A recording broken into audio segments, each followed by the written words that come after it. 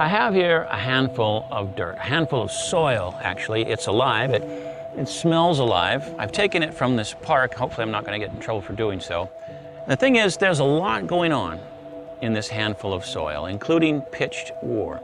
That's right, war. There's a battle going on in here. There's hundreds of millions, maybe billions of microorganisms. There's predator and prey. Some of them, amazingly, are forming teams, and they're engaging in chemical and biological warfare, one type of organism against another, or they're engaging in fierce one-on-one battles where the winner eats the loser. In these fights, you can see specialized and sophisticated weapons. You can see defenses, measures, countermeasures, tactics, responses.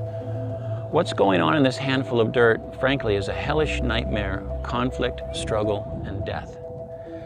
But the thing is, what goes on in this handful of soil is no different, really, than what goes on throughout all of the natural world. This is representative of the relationships of the creatures on the earth, from the smallest right on up to the largest. All the earth, in fact, is a battleground. Everywhere we're seeing predator and prey, we see conflict and fear, we see disease and parasites, we see suffering and death.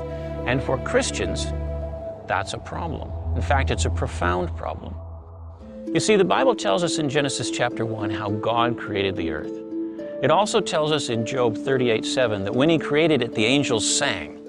And from this we conclude that it was so beautiful, so special, that it dazzled the angels. It was so good, in fact, that God called it very good at the conclusion of His creation work. Now, the Bible tells us that God is love. In other words, the essence of His character is love. He is also generous, He's supportive, He's nurturing, He's protective of us. But more than anything else, He's the very definition of love. In fact, in John 3:16, the most memorized verse in the Bible says that God profoundly loves the world, which includes humans and everything else He created. We're talking the world that He loved, not just mankind. So taking all this into account, let's ask a critical and fundamental question. What kind of world would God create? If God's character is the definition of love, then really He could create nothing but a loving, harmonious, elegant, supportive, nurturing, amazing world, right? A character of perfect love cannot create something that is contrary to its character. So what God created would necessarily reflect His character, right? Further, we can understand that love, or more broadly, let's call it loving kindness, would be God's organizing principle for the operation of His earth. In other words, love or loving kindness would define how the world fundamentally operates.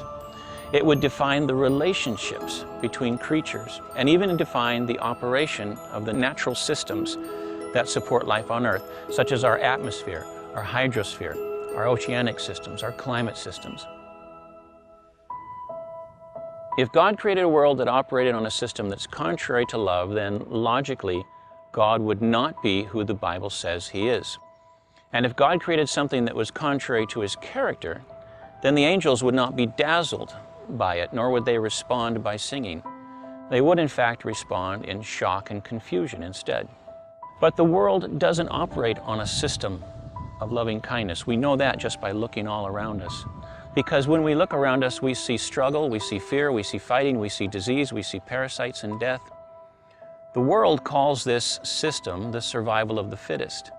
But when I look at everything going on, I see more than just individual struggle. The system that I see is, in fact, an intentional system. And if we examine it carefully, we see that the ultimate organizing principle of this system is selfishness, which is the exact opposite of what the Bible says God's character is. So, here's our dilemma. If God created the world as we observe it, then the Bible is false and God is a monster who is unworthy of our worship. Full stop. It's either that or He is who He says He is and the Bible is true, but something happened to change the organizing principle of the earth from loving kindness to selfishness. If this second choice is true, then it raises a whole slew of questions, important questions, including why would an all-powerful God allow His earth to be twisted and perverted like that? And how is that consistent with a God that the Bible says has a character of love? Well, these are really, truly important questions, and we'll begin to take them up in the next video in this series. In the course of doing so, we'll eventually come back to this handful of soil, because there's more that it can teach us about the character of God. and the organizing principle of the earth. It can, in fact, teach us something about ourselves.